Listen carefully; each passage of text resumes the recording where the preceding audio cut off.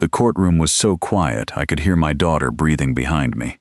Across the aisle, Mark Ellison leaned back in his chair, like this was a business meeting he already knew he had won.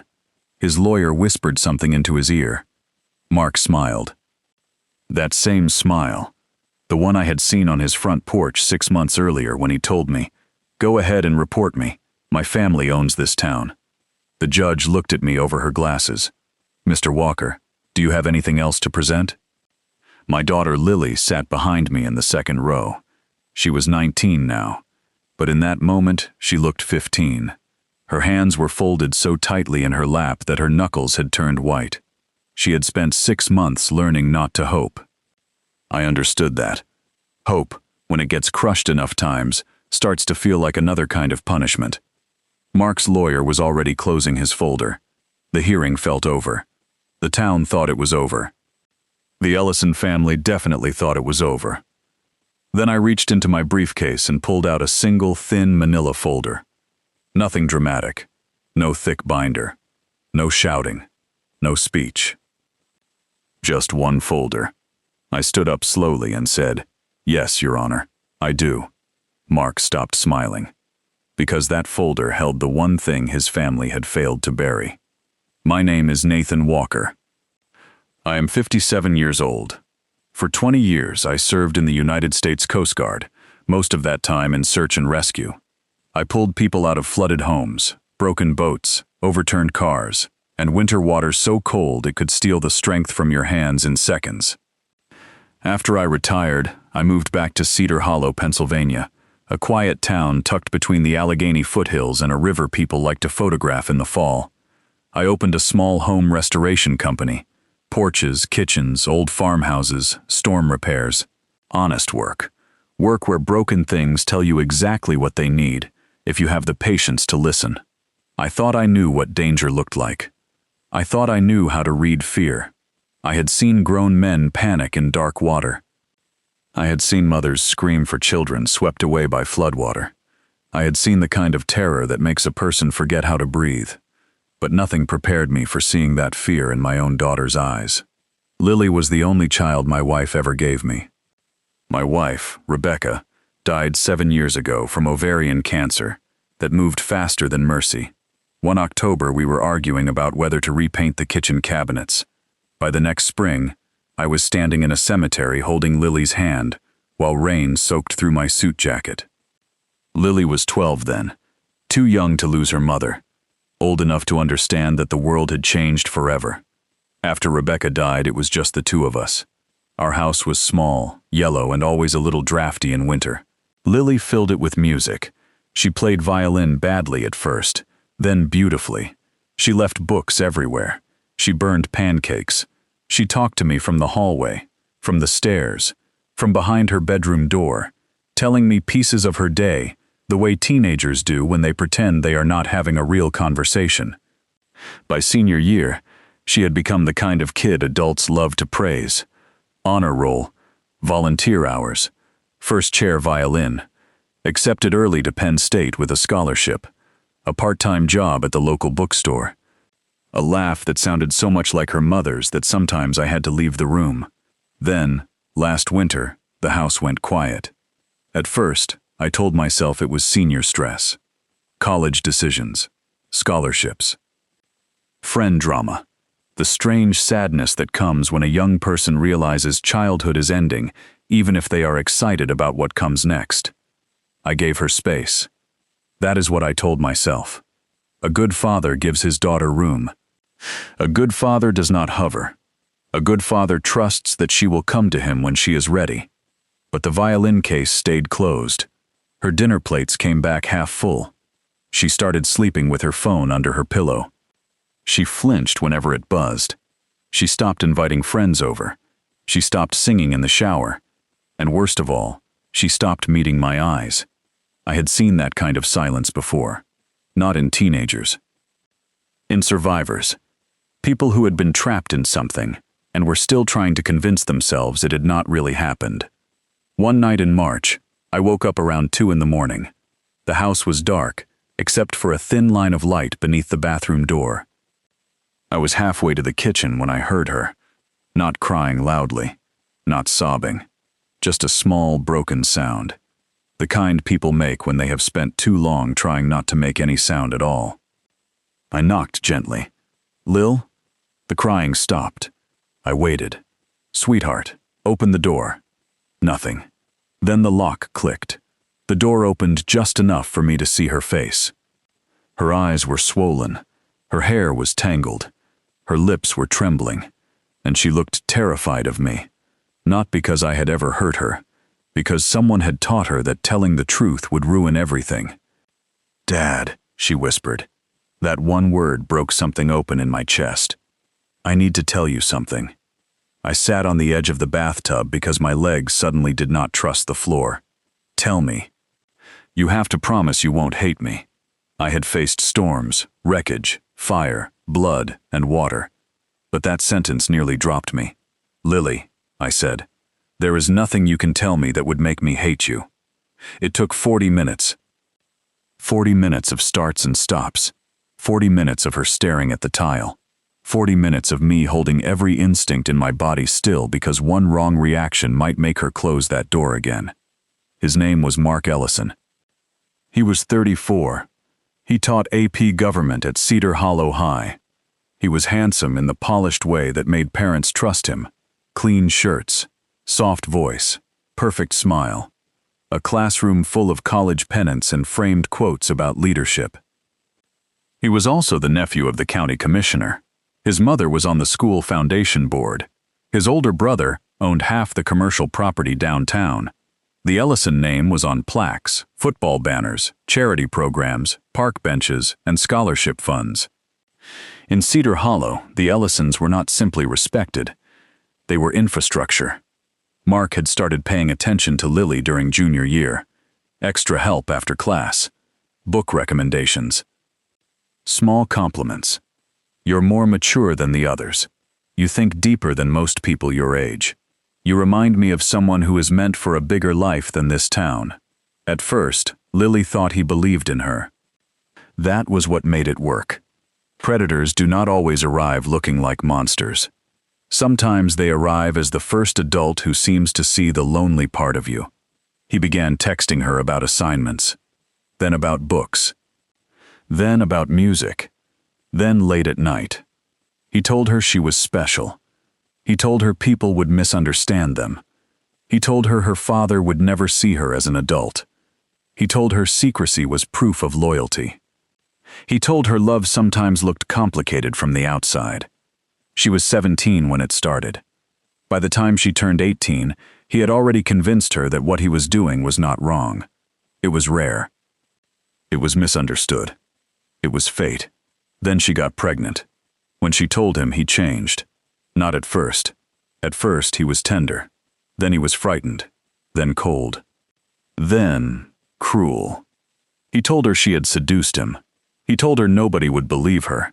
He told her she was 18 now, and if she tried to rewrite the story, he would show everyone the messages where she said she loved him. He told her she would destroy her own future. Then he said the sentence that stayed burned into my mind. "Your father will look at you differently forever." That was why she had stayed silent. Not because she trusted Mark, because she was afraid of losing me too. I did not sleep that night. Lily finally fell asleep on the couch, wrapped in her mother's old quilt. I sat in the kitchen until sunrise, staring at the same coffee cup for hours. Every angry thing inside me wanted to drive to Mark Ellison's house and drag him into the street. But rage is easy. Rage is loud. Rage gives men like Mark exactly what they want. A father losing control. A veteran with a temper. A grieving man they could paint as unstable. I had spent 20 years learning that emotion, without discipline, gets people hurt. Still, at 7:15 that morning, I got in my truck and drove to his house. I had no plan beyond seeing his face. He lived in a brick colonial on Ridgeview Lane, the kind of street where every lawn looked professionally embarrassed to have weeds. His porch had hanging ferns. His doormat said, "Welcome, friends." I knocked hard enough to make the door rattle.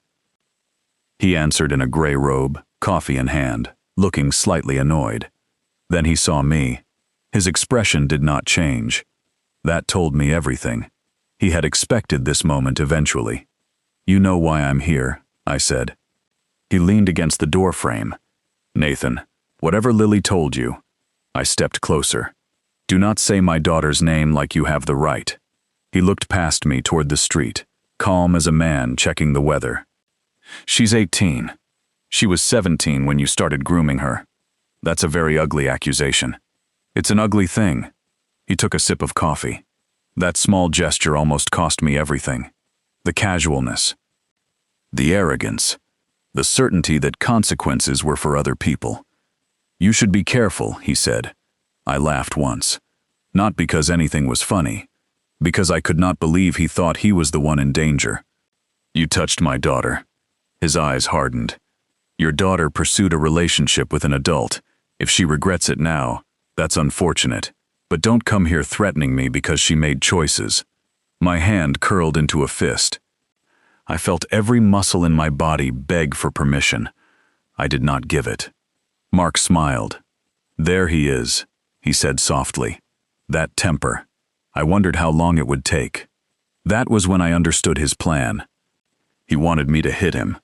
He wanted the story to become about me. The angry father.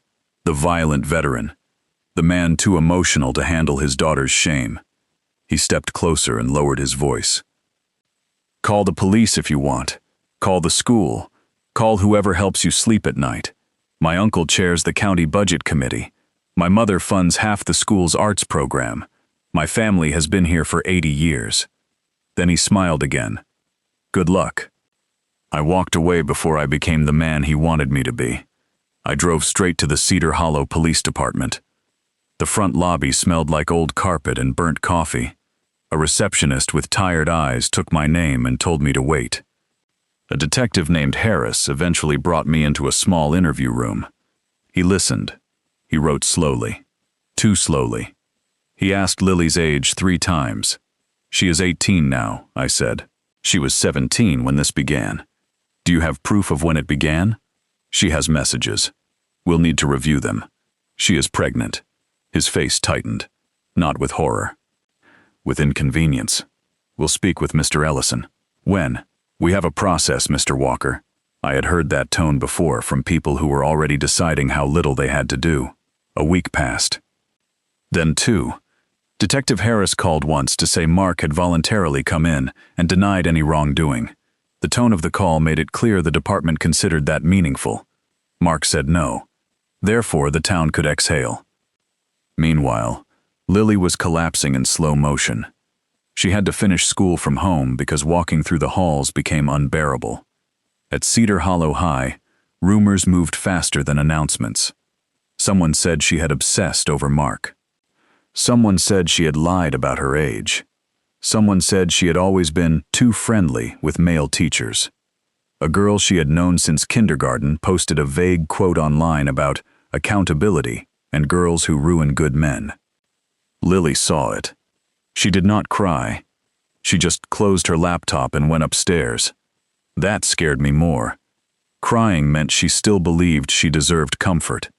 Silence meant she was starting to believe them. I went to the principal. Her name was Karen Whitlock. She had a kind voice, a silver bob, and an office decorated with student art and inspirational posters. She listened to me for nearly an hour. She nodded in all the right places. Then she folded her hands. "Mr. Walker, without charges filed, we have to be very careful. He is still teaching. We moved Lily out of his class. She should not have to be moved. He should. We have to protect the district from liability." I stared at her. "My daughter is pregnant by her teacher, and you're worried about liability?" Her face tightened. "Allegedly." That word sat between us like a dead animal. Allegedly. A word people use when they want to sound fair while choosing comfort over courage. I attended the next school board meeting. They gave me 3 minutes. 3 minutes after 47 minutes of budget discussion about bleachers, I stood at the microphone and watched 5 adults avoid my eyes while I described what had happened to my daughter. The board president thanked me for my concern. Concern. As if I had complained about cafeteria pizza. Nothing changed. Mark continued teaching. The town continued whispering, and the Ellison family continued smiling in public like nothing in their world had even been touched. I contacted lawyers. The first one in Pittsburgh listened carefully and said the case would be difficult without a criminal charge. The second said going against the Ellisons would cost more than most families could survive. The third, an older attorney named Martin Bell, was honest enough to make me respect him and angry enough to make me sick. He sat behind a desk stacked with files and said, "Nathan, I believe you. Then help us." He took off his glasses. "If I take this case, I lose half my referrals in this county. Judges know the Ellisons. Donors know the Ellisons. School officials know the Ellisons. I'm sorry. You're telling me they're untouchable. I'm telling you they've worked very hard to appear that way." I left his office understanding Cedar Hollow for the first time. This was not a town where justice moved slowly. It was a town where justice checked last names before deciding whether to move at all. For a few weeks, I was angry in a useless way. I drove too fast, slept too little, snapped at my crew, stood in the garage at night staring at tools I did not need. Lily noticed. One evening, she stood in the doorway while I was pretending to organize screws. "Dad?" I turned. She was wearing an oversized sweatshirt and holding a mug of tea she had not touched. "Please don't do something that takes you away from me too." That sentence changed everything. Because she was right. If I let Mark Ellison turn me into a weapon, he would still win. My daughter did not need a father in jail. She did not need a hero who exploded. She needed someone steady enough to outlast the people who were counting on us to break. So I stopped reacting, and I started watching. I bought a notebook, a cheap black one from the dollar store. I wrote down everything: dates, calls, names, conversations, who avoided me in town, who looked guilty when Mark's name came up, who suddenly wanted to tell me they had heard things but never anything specific. The Coast Guard taught me search patterns. When someone disappears in water, panic tells you to look everywhere at once. Training tells you to read the current. People leave traces. So do secrets. I began with the school. Not through the principal. Not through the board. Through people. Former students. Retired staff. Parents whose kids had graduated. Custodians. Bus drivers. The people institutions underestimate because they are not sitting behind desks. The first name I heard was Hannah Miles. She had graduated 5 years earlier and moved to Erie. A former cafeteria worker mentioned her quietly while I repaired a deck 2 streets over from the school. "Hannah left suddenly," the woman said, not looking at me. "Middle of senior year. Folks said anxiety. But I always wondered." "What made you wonder?" She pressed her lips together. "Mr. Ellison spent a lot of time helping her after class." That was all she would say. But it was enough for a direction. I found Hannah through social media. I did not message her immediately. I stared at the screen for 20 minutes, understanding that my need for answers did not give me the right to tear open someone else's wound. Eventually, I wrote, "My name is Nathan Walker. My daughter Lily was a student of Mark Ellison. I am trying to understand whether she was the first. You do not owe me any response. But if there is something you need someone to hear, I will listen." She answered 2 days later. Not with details. Just, she wasn't the first. I sat at my kitchen table reading those 4 words while Lily slept upstairs. Then I put my head in my hands. Because part of me had hoped Mark was simply one monster, one predator, one failure. But if Lily was not the first, then the failure was bigger than Mark. It had rooms, offices, policies. Adults who knew enough to look away. Hannah agreed to meet in a diner outside town. She was 23, with short hair, tired eyes, and hands that shook around her coffee cup. She told me Mark had started with compliments too. Then private messages. Then secrets. When she panicked and told the guidance counselor, the counselor asked whether Hannah had encouraged emotional closeness. A week later, her parents were called into a private meeting. The Ellisons offered to cover tutoring, moving expenses, and a fresh start if the family agreed not to pursue anything publicly. Hannah's father was sick. Her mother was scared. They took the money and left. I hated them for it, Hannah said quietly. Then I got older and understood they were terrified. Do you have anything from back then? Her fingers tightened around the mug.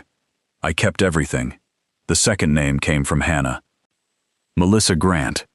Another former student. Another girl Mark had mentored.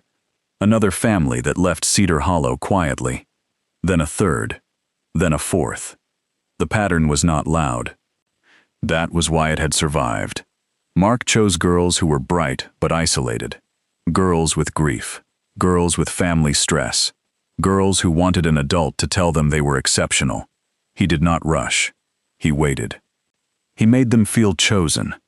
Then, when the damage was done, the town made them feel ashamed. I took my notebook everywhere. I made copies.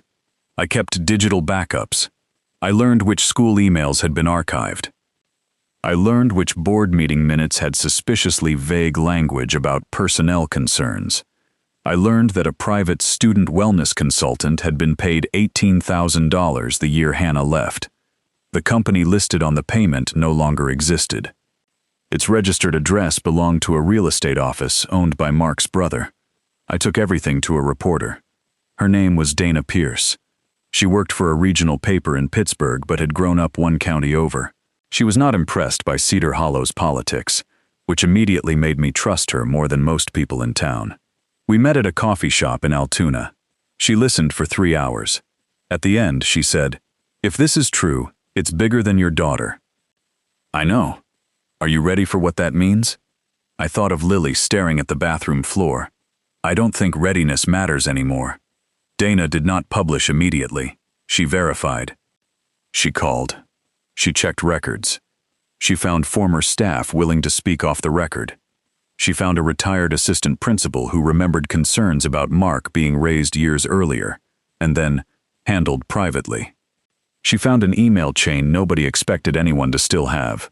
The first article was careful. No accusations beyond what could be supported.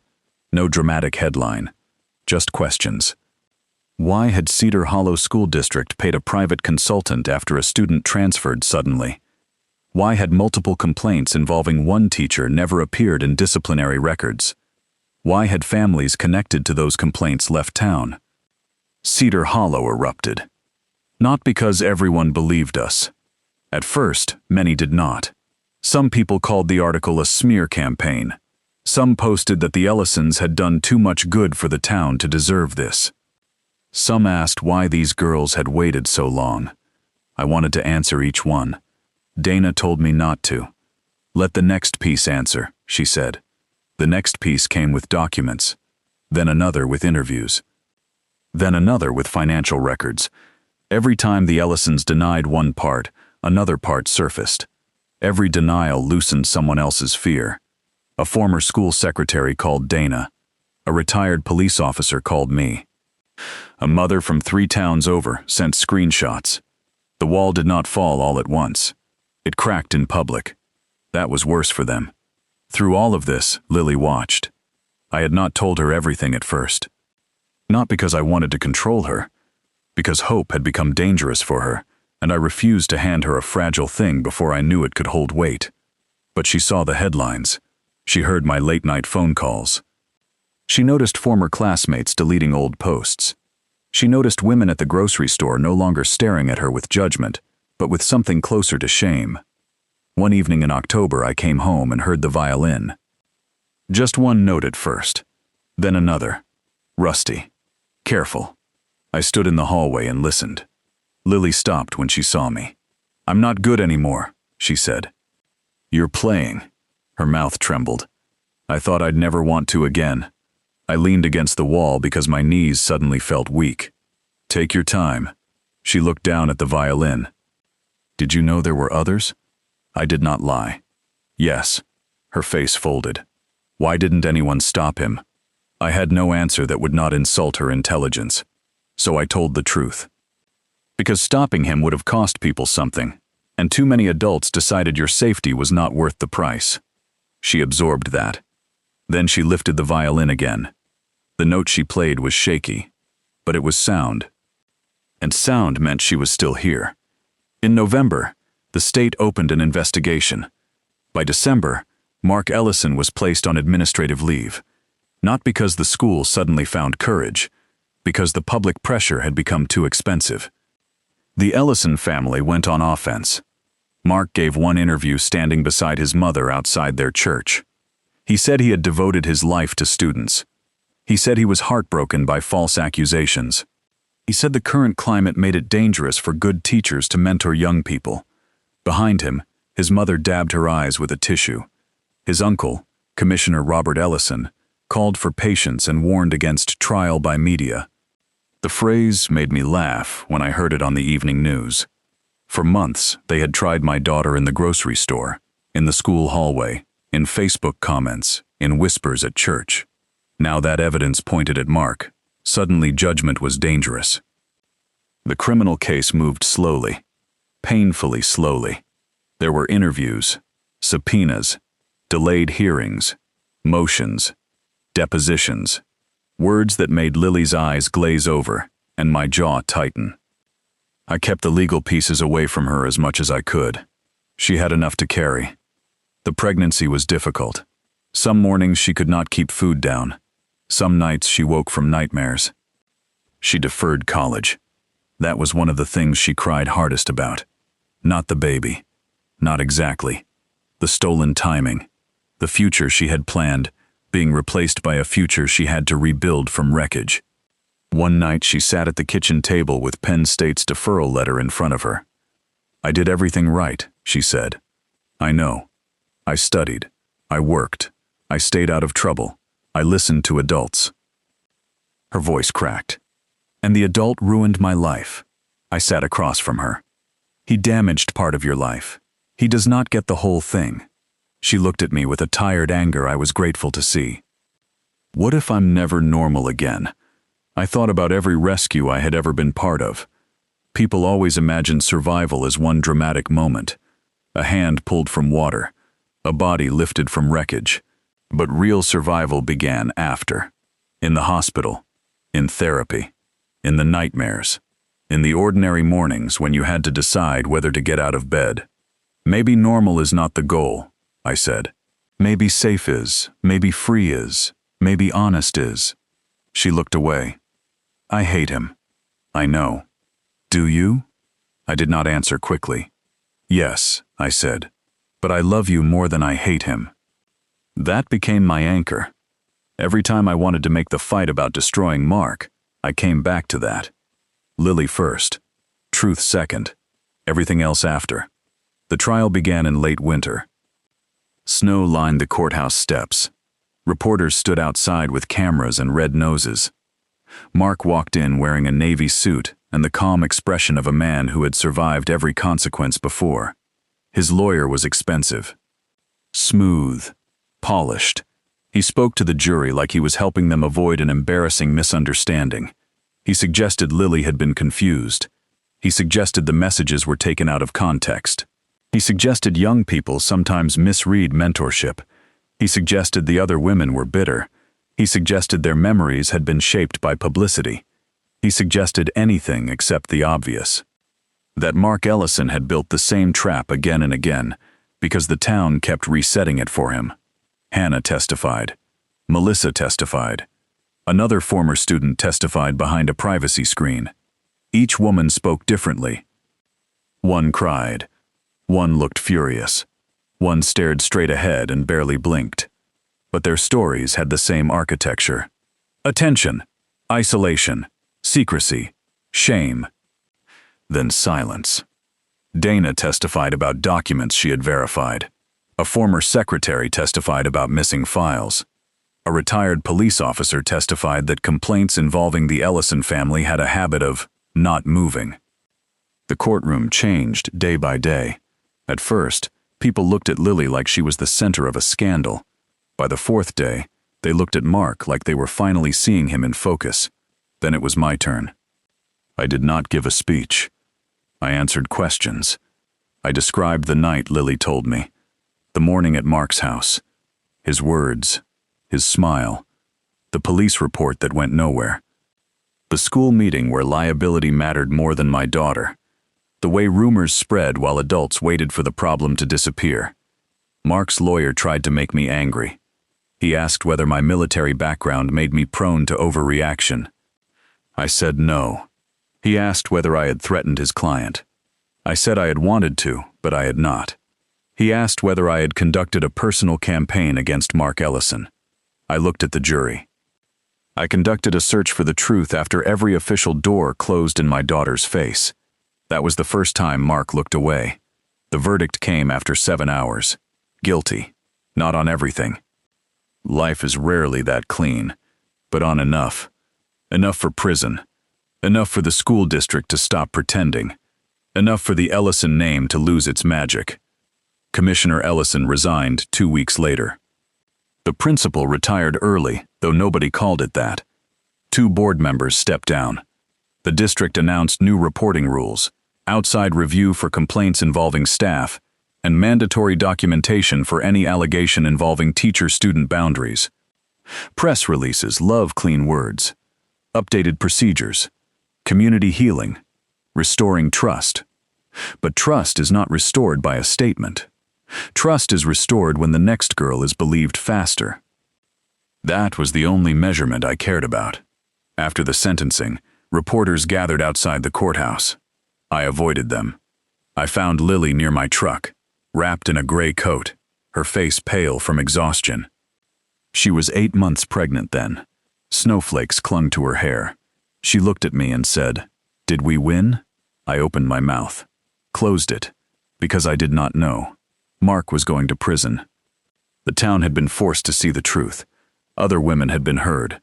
Systems had changed. But Lily had still lost things nobody could return. Her senior spring, her privacy, her trust. Her easy laugh, the version of college she had dreamed about. Her ability to walk into a room without wondering who believed the rumors first. So I said the only honest thing. We survived. She nodded slowly. Then she let me put my arm around her. Lily gave birth in April. A baby boy. She named him Jonah. Not after anyone in the family. She said he deserved a name without history attached to it. The first time I held him, I felt grief and love sit down together inside my chest. He was tiny, furious, perfect. I thought I would feel only anger because of how he came into the world. Instead, I felt something more complicated. This child was not the crime. He was not evidence. He was not a consequence. He was Lily's son, and my grandson. That did not erase what happened. Nothing erased what happened. But love does not always arrive under fair circumstances. Sometimes it arrives in the middle of ruin and asks whether there is still room. There was. The first year was hard. Harder than any inspirational ending wants to admit. Lily enrolled in community college first instead of leaving for Penn State immediately. She said she needed to learn how to breathe again before she learned how to leave. I watched Jonah while she went to classes. I learned how to warm bottles, fold tiny clothes, and function on 3 hours of sleep in a way that reminded me unpleasantly of rescue shifts. Some nights Lily cried because she loved her son. Some nights she cried because motherhood had been forced into a life that was supposed to open differently. Both were true. I never asked her to choose one truth over the other. The town changed around us. Slowly. Awkwardly. Some people apologized. Some crossed the street to avoid us. Some acted like they had always supported Lily. I learned that many people would rather rewrite their own cowardice than admit they had been wrong. At the grocery store one afternoon, the same woman who had once stared at Lily's stomach like it was a public announcement stopped me near the apples. "I always knew something was off about him," she said. I looked at her for a long moment. "No, you didn't." Her face reddened. I walked away. I was done giving people clean exits from ugly behavior. A year after the verdict, Lily moved into a small apartment near campus. Not far. 40 minutes. But enough. Her own place. Her own key. Her own window over a parking lot in a maple tree. I helped carry boxes up 2 flights of stairs while Jonah sat in a portable crib chewing on a plastic ring. When we finished, Lily stood in the middle of the living room surrounded by books, diapers, and cheap furniture. "I'm scared," she said. "I know. What if I can't do it?" "You already are." She looked at the apartment. Then at Jonah. Then at me. I used to think my life was over. I waited. I don't think that today. I had to turn away and pretend to check whether the bookshelf was level. That night, I drove home to the yellow house alone. For the first time in years, it was truly quiet. Not the frightening silence of Lily disappearing inside herself. Not the heavy silence after Rebecca died. Just quiet. The kind a house makes when everyone in it has survived long enough to leave for better things. I sat at the kitchen table with a cup of coffee and the old black notebook in front of me. The one where I had written every date, every name, every pattern. It was worn now. Bent corners, coffee stains, pages filled with the months when I became a detective because the people paid to investigate would not. I thought about throwing it away. Instead, I placed it in a box with Lily's permission, along with the court documents, the articles, and the printed emails. Not as a shrine, as proof. Proof that the truth had existed before anyone powerful admitted it. Proof that my daughter had never been the liar. Proof that when doors closed, we had built a way through. Sometimes people ask whether revenge healed us. They use that word because it sounds satisfying. Revenge. Like a match struck in darkness. Like watching the people who hurt you finally burn. But that is not what healed us. Mark going to prison did not give Lily back the girl she was before him. The principal resigning did not erase the months she spent hated by a town that should have protected her. The Ellison family losing influence did not make Jonah's existence simple. Justice did not make us happy. Justice made room for healing to begin. That is different. That is better. One summer evening, Lily came over with Jonah. He was walking by then, badly but confidently, the way toddlers do when they have no respect for gravity. We sat on the back porch while he chased fireflies through the grass. The air smelled like cut lawn and rain. Lily leaned her head against the porch post. "Dad? Yeah? When you kept fighting, did you ever think you were destroying too much?" I watched Jonah fall onto his diaper, laugh at himself, and get back up. "Yes." She looked at me. "I wondered if exposing everything would make your life harder. I wondered if the town would turn on you forever. I wondered if I was dragging other women back through pain they had spent years burying. I wondered if I was doing it for you, or because I needed somewhere to put my anger. What answer did you find?" I took a long breath. That anger can start the engine, but it cannot drive the whole road. She was quiet. What drove it then? You. Her eyes filled. And them, I added. The girls before you. The girls after you. The truth. The fact that powerful people should not get to turn other people's pain into a paperwork problem. She wiped her cheek quickly. "I don't feel brave." "You don't have to feel brave to be brave." Jonah ran toward us, holding a firefly cupped in both hands. "Light," he shouted. Lily laughed. A real laugh. Not the old one. Not exactly, but real. And I understood then that the victory was not the verdict. It was this. My daughter laughing on a porch in the life that still belonged to her. Not untouched, not unchanged, but hers. If I have learned anything, it is this. Families do not heal by pretending nothing happened. Communities do not heal by protecting reputations. Schools do not protect children by hiding uncomfortable truths behind policies and polite language. And parents do not save their children by staying calm for the comfort of people who harmed them. Sometimes love means patience. Sometimes love means documentation. Sometimes love means standing in a courtroom with one thin folder while the man who hurt your child realizes, finally, that his last name cannot save him anymore. I still miss the version of Lily who played violin in the hallway without fear, but I am proud of the woman she became after the music stopped. She rebuilt slowly. She became a mother, a student, a survivor, a person who no longer lowers her eyes when people say his name. And me? I am not the same father I was before. I am less trusting. less polite. Less willing to accept that's just how things are, from people who benefit from things staying that way. But I sleep better now. Not because the world is safe, because my daughter knows I believed her. Because when everyone else asked for silence, I chose her voice. So tell me honestly, if your child came to you with a truth that could destroy powerful people in your town, would you keep quiet to protect your peace, or would you risk everything to make sure they were finally heard?